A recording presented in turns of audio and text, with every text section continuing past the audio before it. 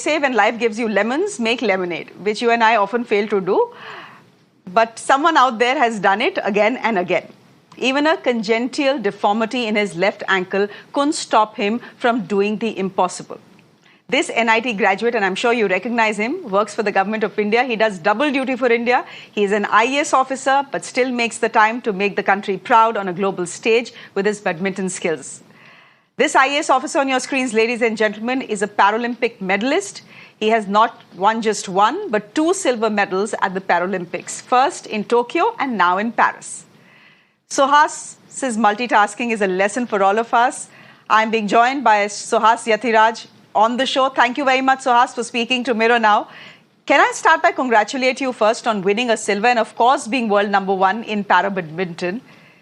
Can I ask you why you say that you've come away from Paris with a sense of pride, but also a sense of frustration? It's a special feeling, especially when you win a silver medal. It's a mixed feeling because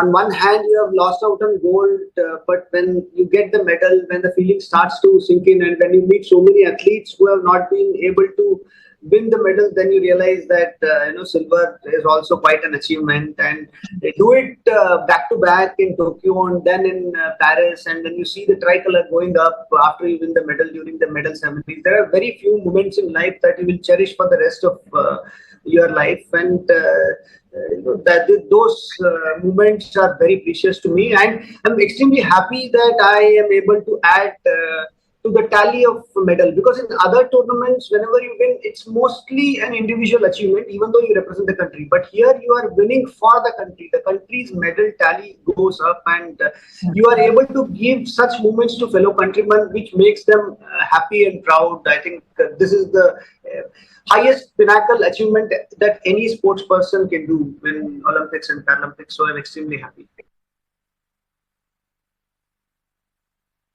Now, Suhas, still 5 years ago, there was little awareness of the Paralympics. It came and went, and no one actually bothered. Today, every time a medal is won, it is front page of every newspaper. Is that what is propelling the Indian contingent to shine in Paris as they are? I'll tell you both quantitatively and then emotionally how it has changed, how society looks at it.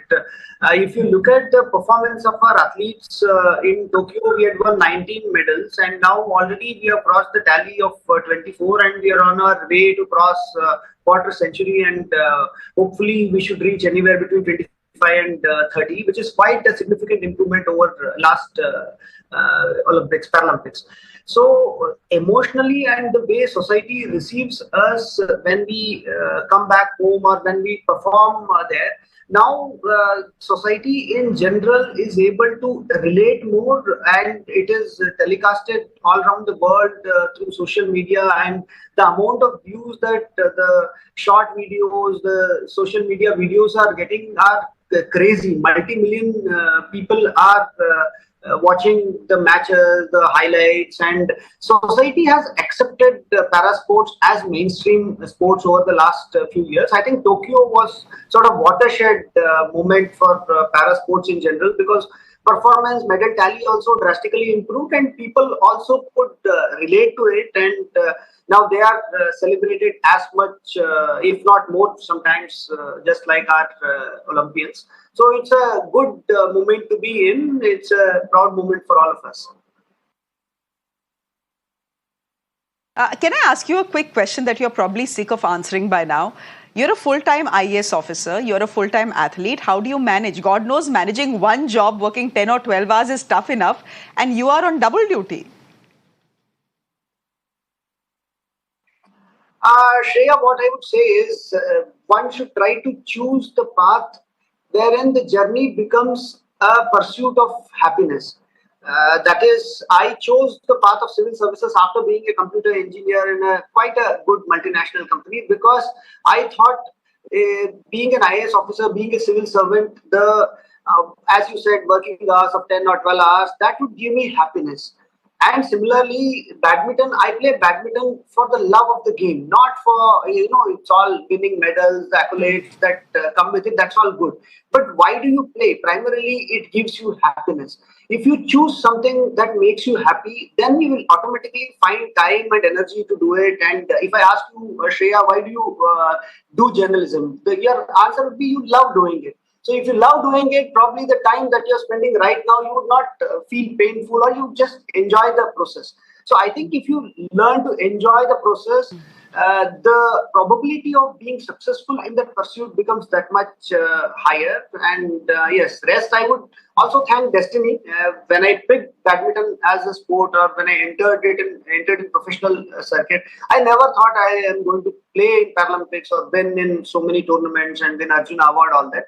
So I think I know in UPSC and in sports, there have been many equally or more competent people who have participated in the exam or in Olympics, Paralympics, and who have not been able to be successful. I think for any successful person or sports person, they have to be thankful to destiny. That, nature, God, destiny, they all play a role. Luck plays a role. You win and lose in millimeters, centimeters. So yes, I'm thankful to destiny.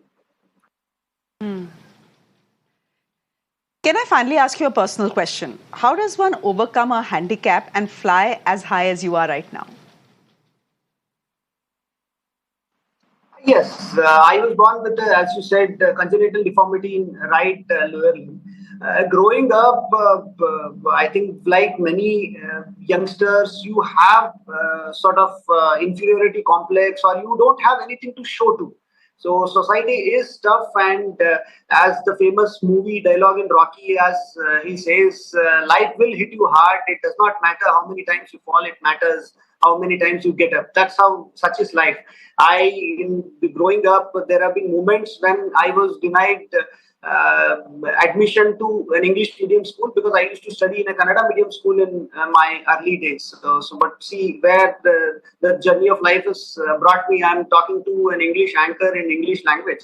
So what I would say is, one, the support of my father, my late father, who drilled confidence in me, and he probably brought this essence of life that you just have to continuously fight, and you just have to keep positivity with you, and you just have to move forward. There is no one formula of success in anyone's life. I would like to believe, and I really feel that everyone's life is a pursuit that they should be proud of. And as individuals and as society, we should accept both failures and success in our stride. It's not every day that we are able to win in life.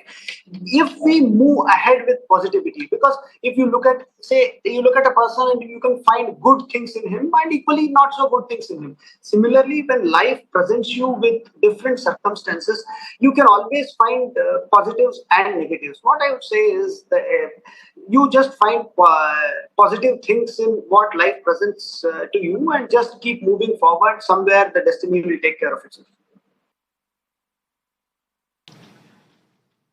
Suhas, it's such a pleasure speaking to you. Congratulations to you and to your family once again for winning the silver at the Paris Paralympics and for being world #1 in your sport. Thank you so much. What a pleasure this has been. Ladies and gentlemen, with that, it's a wrap from me. Thank you for watching. Shreya Upadhyay.